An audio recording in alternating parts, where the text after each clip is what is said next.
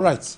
President Bola Tinubu has described the military airstrike that accidentally killed at least 85 civilians in Tuesday Tudun Biri village, Igabi local government area of Kaduna State, as very unfortunate, disturbing and painful, expressing indignation and grief over the tragic loss of Nigerian lives. According to Ajuri Ngilale, the president has directed a swift and comprehensive medical attention to surviving victims while praying for the repose of the souls of the deceased. Meanwhile, former Vice President Atiku Abubakar has called on concerned authorities to conduct thorough investigation into the accident. The former Vice President of Nigeria made the call while expressing his condolences to the families and victims of the accident in a statement on his ex-official handle. This is unfortunate.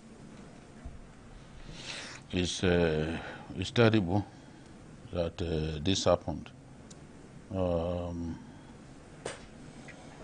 But it's not the first time. There was some research that I did that showed that in December 2022, military airstrikes killed scores at Mutunji community in Maru local government. So many people were killed. Since 2017, more than 300 people are believed to have been killed by airstrikes. Innocent people. On January 17, 2017, 52 were killed, while 120 others sustained injuries after Nigerian Force jets accidentally bombed an IDP camp in Ran. Ran is in Calabalge local government of Borno State, close to the border with Cameroon. Then on April 13, 2017, people, including children, were killed when the Air Force bombed Sakotoku village in Damboa, Borno State. In April 2022, a NAV fighter jet killed 6 children when it tried to bomb bandits on Kurebe, Shiroro local government. This thing has been happening, but this is the first time that the Nigerian Army now has what you call the Nigerian Army aviation. In line with what happens in advanced countries like the US. But I think that we have to slow down about the different armed forces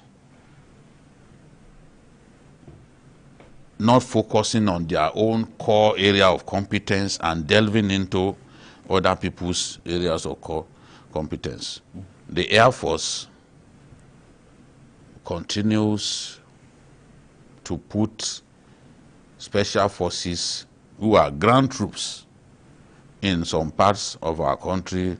To them, they are using it to help the army, put troops on ground. But that's not your core area of competence. We've seen now with the army bombing, using a drone, unmanned area vehicle, otherwise known as drones, to bomb people, innocent people. It happened on Sunday.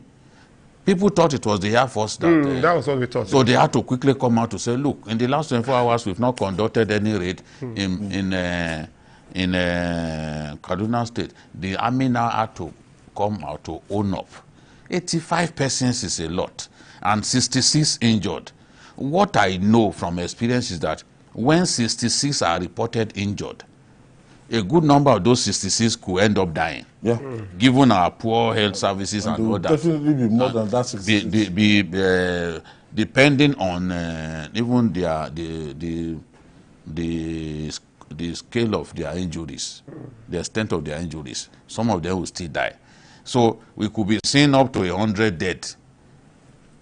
Before you can launch an attack with an unmanned aerial vehicle, you have to do thorough work.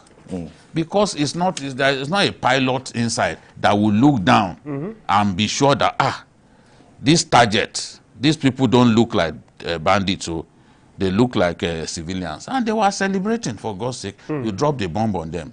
I think that we need to slow down.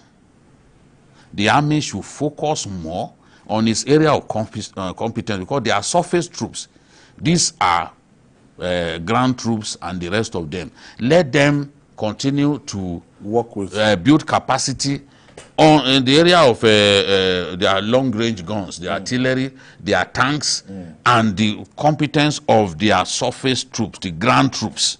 This is their own area. Infantry. At this stage, I don't think we've reached that point when we can comfortably say, okay, let the Air Force, let the Army too be flying drones, be flying fighter jets, be flying helicopters. I don't think we've reached that point because they are relatively new. Someone told me that it is not even long that they started this thing. They have to acquire the right competence. For now, it is the Air Force. Even the Air Force itself, they make some of these mistakes. So you can imagine how many lives we are going to lose if the Air Force that has the competence that's what they've been doing for years, if they are still killing innocent people, and then you are bringing in the Army to be dropping bombs, whereas they've never actually acquired competence in that area. They are Army, for God's sake. They are ground troops. So I'm really worried about how many people we end up killing before the Army gets to that point when you can feel comfortable that yes, they can handle drones and other area vehicles. Let's be careful. The proliferation of drones must stop. You say, okay, maybe the immigration, they too will acquire drones tomorrow, and with guns fitted on them, and we have to be careful. This is really what we call it, a real warning for us to know that, look, this thing will not continue. Your final word on this? Yes, what happened in that community is a very tragic one, but a lot of there are questions begging for answers. My own, I would just say there should be proper investigation.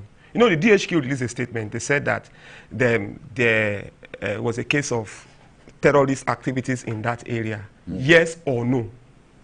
They also said that they expect that normally when a community like that is having a program or having they should inform the forces. What we are celebrating? yes. So people can't do celebration. So they have to inform. No, they are saying that because that's a terrorist-prone area, according to them. So that should be proved. So I would align myself with those who are saying, well, the president has done the right thing by saying that it must be investigated. All well-meaning Nigerians, including the Alhaji Atiku Abubakar, saying that it must be thoroughly investigated. So I will agree to that. Okay. Then I also think that I don't know whether there was I don't know how much of synergy happened between the Nigerian Air Force or Nigerian Army. Was the Air Force aware that the Army was going to? No, the thing is, if you have acquired your own area vehicles, Army deliberately acquired theirs. I was told that they're also trying to acquire helicopters now. That means on their own they can go on some missions. Okay. Without the Air Force too will have their own.